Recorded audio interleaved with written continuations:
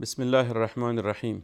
الحمد لله والصلاة والسلام على رسول الله وعلى آله وأصحابه اجمعین و من تبعهم بإحسان إلى يوم الدین. دوستان عزیز، بینندگان گرامی، السلام علیکم و رحمت الله و برکاته. ما در رابطه با قرآن و جهان صحبت میکنیم. دوستان، اگر به یاد داشته باشین در درس گذشته ما به یک نقطه اشاره کرده بودیم که میخواهیم همو مسئله را تعقیب کنیم، درس گذشته را تکمیل و تعقیب بکنیم. در درس گذشته ما موضوع آغاز و پایان جهان اشاره کردیم که خداوند متعال این جهان را به خاطر مدت معین آفریده است.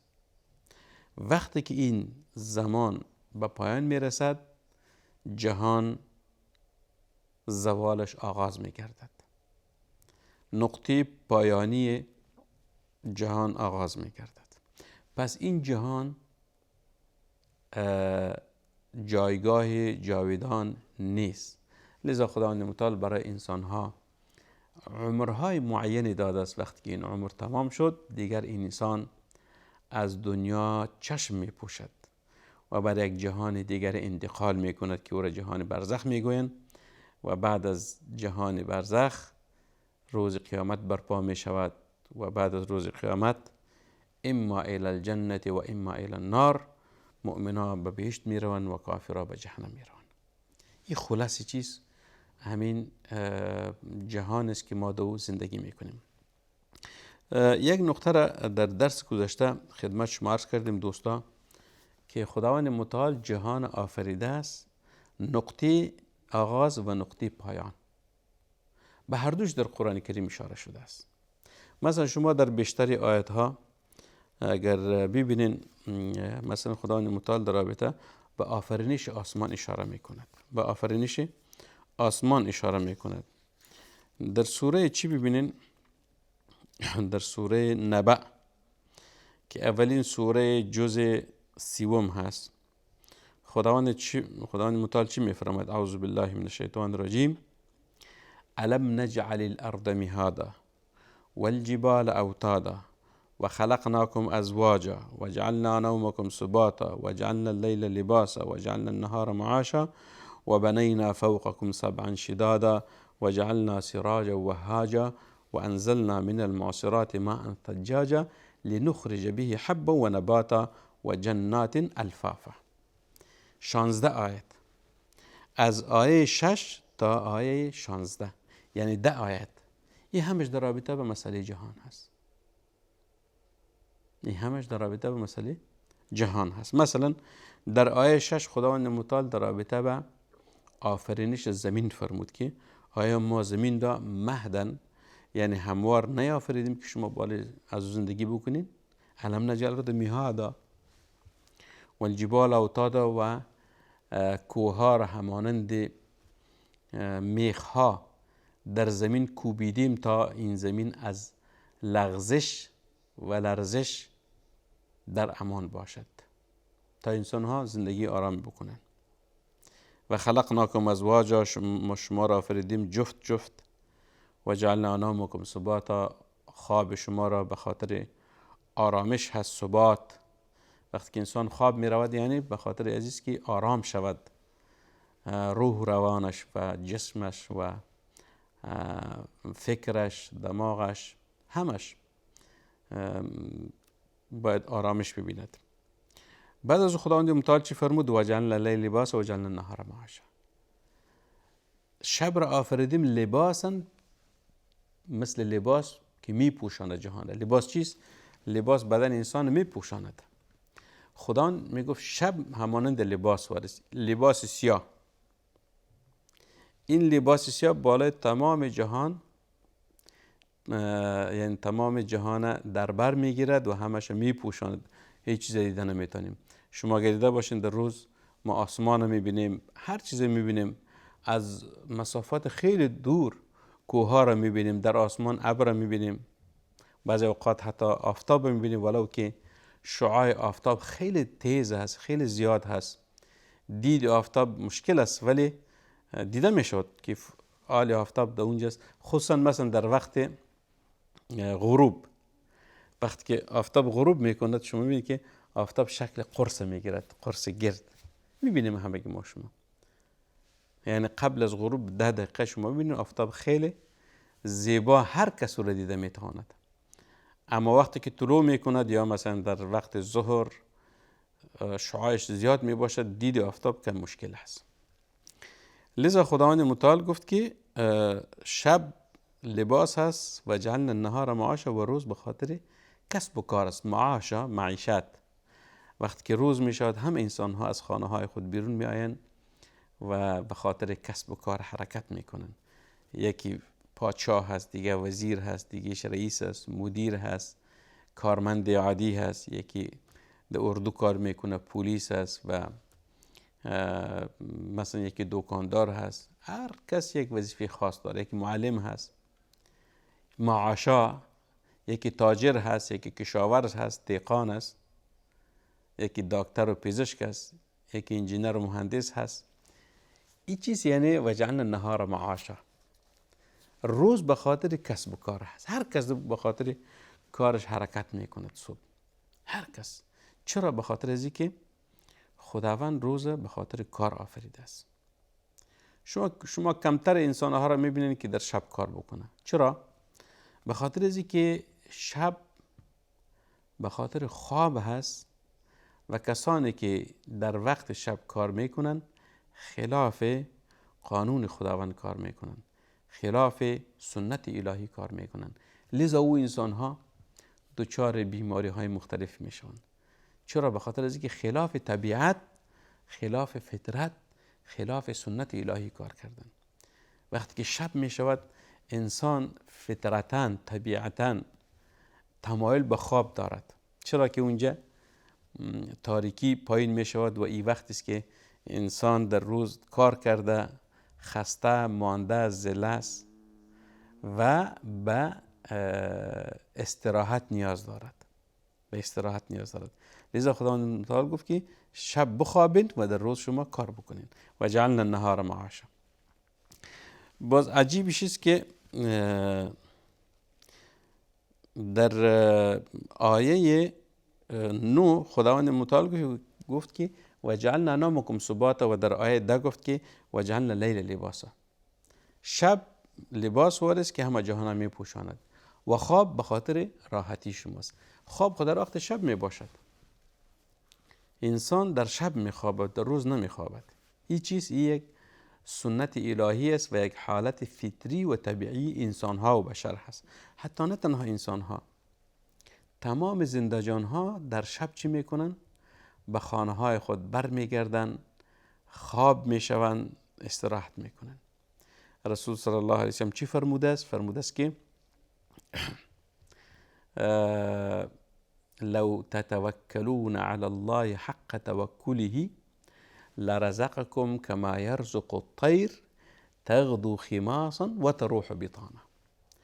ای انسان ها، اگر شما توکل راستین بکنین، توکل حق بکنین، همانند توکل پرنده ها، لو تتوکلون علی حق توکله لرزقكم كما يرزق الطير.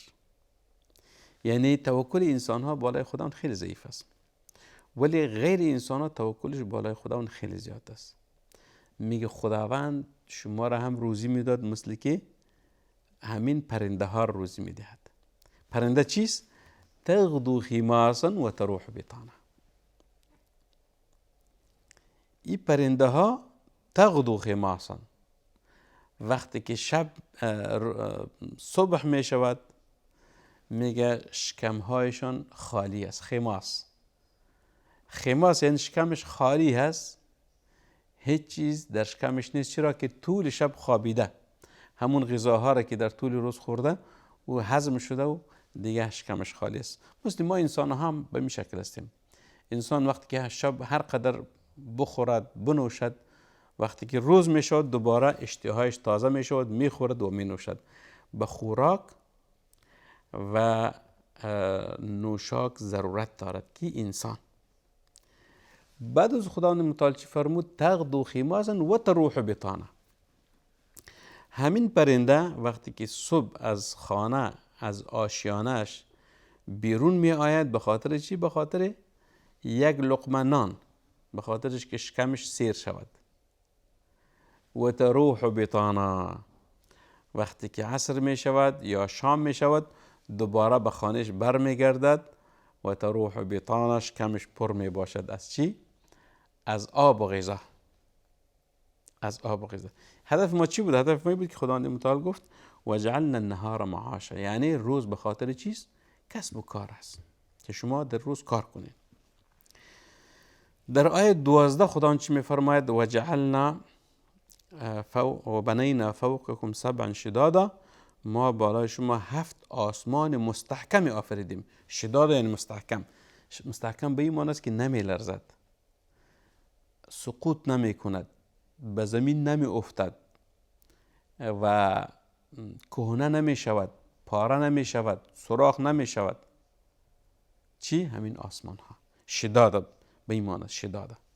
حتی در سوره ملک ببینید دوستان، در رابطه و آسمان چی خداوند متعال چی فرموده است؟ در سوره ملک چی می فرماید؟ اعوذ بالله من الشیطان الرجیم الذی خلق 7 سماوات طباقا، خداوند ذات است که 7 آسمان طباقا، طبقه آفریده است. ما تری فی خلق الرحمن من تفاوت، تو در آفرینش خداوند کدام عیبی را نمیافی. مثلا یک کسی یک چیز را جور میکند، درست میکند، میسازد، شاید او عیبی باشد، درست کار نکند، ولی چیزی را که خداوند متعال ساخته و آفریده است تو هیچ عیبی نیست. فرجع البصر هل ترى من فطور ثم ارجع البصر کرتین ینقلب الیک البصر خاسئا وهو حسیر. میگه شما در آسمان ببینین، آیا در آسمان کدام فطور رو میبینین؟ عیب، کهنگی یا مثلا پارگی؟ چرا که آسمان ها خیلی زمان میشود خداوند او را آفریده است. نه خیر، چیزی را که خداوند متعال آفریده است دو نه عیبی هست و نه سستی هست و نه عزیز که دو ما کدام پارگی را ببینیم و نگاه بکنیم. این معنی چیست؟ و جعلنا فوقکم و بنینا فوقکم سبعا شدادا، ما آسمان ها را قوی و مستحکم آفریدیم. بعد از خدا چه فرمود؟ و جعلنا سراجا و هاجا، ما آفتاب را آفریدیم. و هاجا شعله دهنده است. وهاج از وهج گرفته شده است. وهج چیست؟ وهج یعنی یک چیزی که شعله میدهد، مثل شعله آتش. و جعلنا سراج یعنی چراغ میگوین. سراج آن چراغی که روشن میکند. خداوند آفتاب به سراج چی کرد؟ تشبیه داد. سراج یعنی همون جسم را میگوید که خودش از خود نور میدهد، نه ای که به نور دیگه چیز نیاز دارد. و هاجان و دیگه چیز شعله دهنده است، یعنی خداوند آفتاب دو خیلی نعمت ها را آفریده است. آفتاب هم روشن میکند جهان را، هم برای ما گرمی میدهد. انسان احساس گرمی میکند از خنکی و سردی. وقتی که در بعضی کشورها هوا سرد میشود، خنک میشود، وقتی که به آفتاب می نشینند دوباره بدنشان گرم میشود. این چیز یعنی به خاطر گرمی بدن انسان ها. سوم، آفتاب انرژی میدهد. از انرژی آفتاب انسان ها و نباتات استفاده میکند. این چیز سراج المهاج است. آیه 13 سوره نبأ هست. بعد از خدا چه فرمود؟ و انزلنا من المعصرات ماء ثجاجا، ما از ابرها آب خیلی فراوان را فرو آوردیم. ثجاجا یعنی باران شدید وقتی که میشد آب خیلی زیاد میشد. حتی بعضی اوقات زمانی که باران زیاد میشود منجر به سیل میگردد. سیل آمد. میگه از کجا آمد؟ باران زیاد شد. وقتی که باران زیاد شد و سیل گشت، سیل که آمد انسان ها را هم از بین میبرد و خانه ها را هم از بین میبرد و درخت ها را هم ریشه‌کن میسازد. لنخرج به حبا و نباتا، به خاطر چی؟ به خاطر ازی باران میگه فرو آوردیم که برای شما دانه ها و نباتات را برویانیم. ببینین در هر جای ایتو نیست که انسان ها اونجا در کشاورزی مصروف می باشن. این زمین خداوند است. این جنگل های که در جهان ما می بینیم، در قله های کوه ها، درخت های 10 متر و 20 متر است که خیلی بلند است. در اونجا کی آب رسانده می تواند؟ تنها خداوند متعال به او آب می رساند که او را زیبا ساخته است. خداوند کوه ها را توسط درختان زیبا ساخته است. این درختان کی رویند است؟ الله متعال.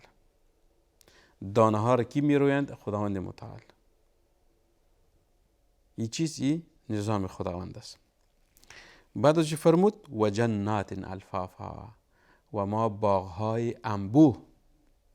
الفافا چی مانا؟ یکی که در دیگر پیچیده باشد. باغهای انبوه چی میگوید؟ خداوند متعال رو تشبیه کرده و جنات الفافا. جنات الفافا باغهایی که انبوه باشد، خیلی زیبا هست. درختهایش با هم نزدیک، با هم چسبیده باشد. اگر یک باغ باشد، باغ و بستان، که مثلا یک درخت اینجاست، یک درخت فلان اینجاست، دور است مسافتش، و قدر زیبا نمی باشد.